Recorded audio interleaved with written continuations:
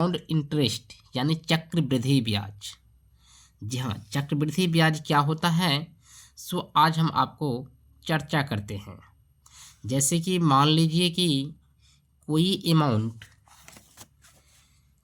Amount मान लीजिए कितना है, तो 625 है। कितना है? 625 है ये अमाउंट है। और इस अमाउंट को 4% चक्रवृद्धि ब्याज से 4% चक्रवृद्धि ब्याज से दी जाती है। तो कहता है कि 2 वर्ष में, यानी कि 2 वर्ष में इसका चक्रवृद्धि ब्याज क्या होगा।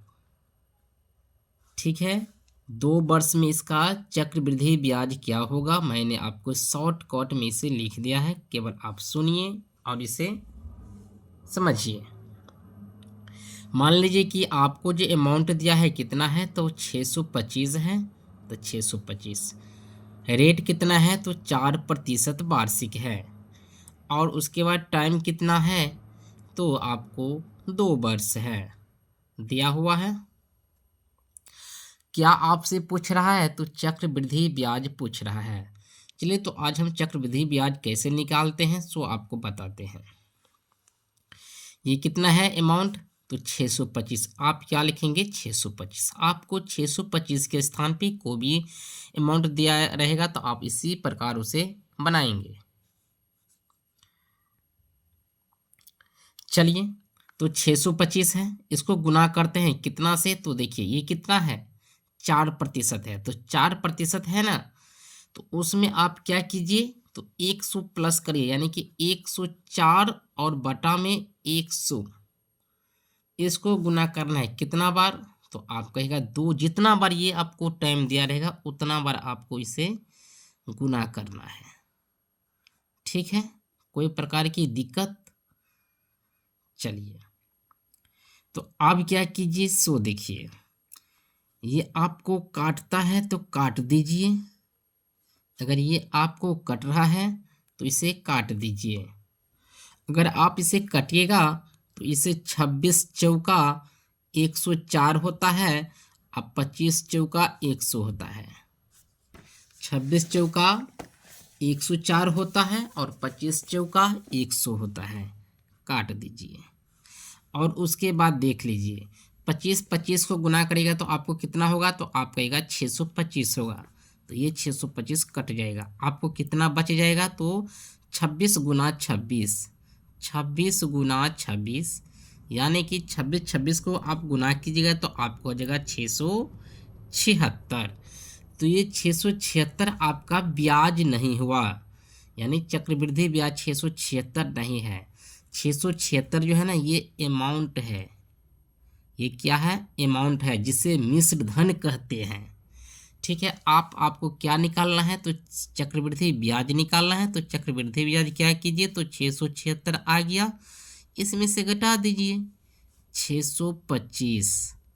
जब आप 676 में से 625 घटाइएगा तो आपको कितना हो जाएगा, 51, यानी 51 रुपया इसका चक्रवृद्धि ब्याज हो जाएगा, जो इसका आपका सही उत्तर हुआ। चलिए, तो आपको फिर अगला प्रश्न पे हम बात करते हैं। चलिए, तो इसी प्रकार की एग्जाम्पल के साथ हम आज फिर बात करते हैं। मान लीजिए कि एग्जाम्पल नंबर 2 से बात करते हैं। केवल आप इसे समझिए कैसे कंपाउंड इंटरेस्ट को वाले क्वेश्चन को सॉल्व किया जाता है। ठीक है, मान लीजिए कि आपका अमाउंट जो है सो 1000 अमाउंट है। ठीक है, अमाउंट कितना है, 1000 है। आपका रेट जो है सो मान लीजिए 5% है। ठीक है, टाइम क्या है, 2 वर्ष है। क्या आपको निकालना है, तो चक्रवृद्धि ब्याज यानी आपको CI की गणना करना है। तो क्या कीजिए, तो देख लीजिए क्या लिखेंगे, तो 1000 लिखेंगे। गुना करना है कितना, 100 में इसको प्लस करके, यानी कि 105 के साथ, बटा में 100 रहेगा। 2 साल है तो 2 बार गुना करना है। जो काटता है उसे काट दीजिए। जैसे कि मान लीजिए 20 पंचे 100 हुआ, और 21 पंचे 105 हुआ। उसी प्रकार ये भी होगा। ठीक है, अब क्या कीजिए आप, ये जीरो से ये जीरो काट दीजिए और अब क्या कीजिए, ये 2 से इसको 5 बार में काट दीजिए। आपको कितना हो जाएगा, तो आप कहिएगा 5 गुना 21 गुना 21, यानी कि 5 गुना 441। ये कहाँ से आ गया, तो 21 का गुना करने पे 441 आता है।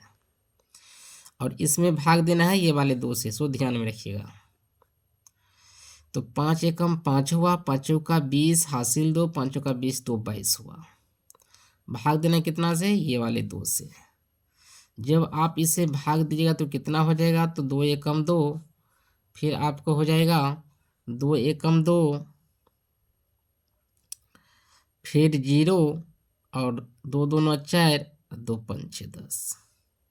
ठीक है, आपको इतना हो जाएगा। अब आपको क्या करना, ये क्या हुआ, तो आप कहेगा ये तो अमाउंट हुआ। जब ये अमाउंट हुआ तो आपको क्या निकालना है, तो चक्रवृद्धि ब्याज निकालना है। तो चक्रवृद्धि ब्याज क्या होगा, तो अमाउंट में से घटा दीजिए प्रिंसिपल, यानी कि 1000। जब घटाइएगा तो आपको कितना हुआ होगा, 102.5 इसका सही उत्तर होगा, जो इसका चक्रवृद्धि ब्याज होगा। ठीक है, फिर हम अगले सवाल पे बात करते हैं। चलिए फिर अगला एग्जाम्पल के बारे में हम चर्चा करते हैं। तो मान लीजिए कि प्रिंसिपल आपको उसी प्रकार 1000 है, रेट जो है आपका 10% है, टाइम कितना है, 2 ईयर है। क्या निकालना है आपको, तो CI की गणना करना है। क्या करेंगे, तो 1000 लिखेंगे, गुना करेंगे कितना से, तो 10 है ना, यानी 110 से। कितना बार, 2 बार, क्योंकि 2 साल है, अगर 3 बार रहेगा तो 3 साल रहेगा तो 3 बार गुना करेंगे। जो कटता है काट दीजिए, जैसे ये कट गया, ये भी अपना कट ही जाएगा। क्या बचेगा, तो 11 11 को गुना करेगा तो 121 होगा। 121 पे ये 0, यानी कि कितना हो जाएगा आपको, 1210। 1210 हुआ, ये क्या है, तो अमाउंट हुआ। अगर आपको सवाल में केवल अमाउंट तक ही पूछेगा तब तो यही आंसर हो जाएगा, और नहीं अगर मान लीजिए CI है तो CI क्या हो जाएगा, तो इस अमाउंट में से आप इस प्रिंसिपल को घटा दीजिए, यानी कि 210 जो है इसका सही उत्तर हो जाएगा। चलिए, तो ये सबसे CI का यानी चक्रवृद्धि ब्याज का सबसे आसान क्वेश्चन रहा। हम अगले वीडियो में इसे हार्ड क्वेश्चन के बारे में चर्चा करेंगे। तब तक आप इस चैनल को सब्सक्राइब कीजिए ताकि आपके आने वाले वीडियो आपको मिल सके। धन्यवाद।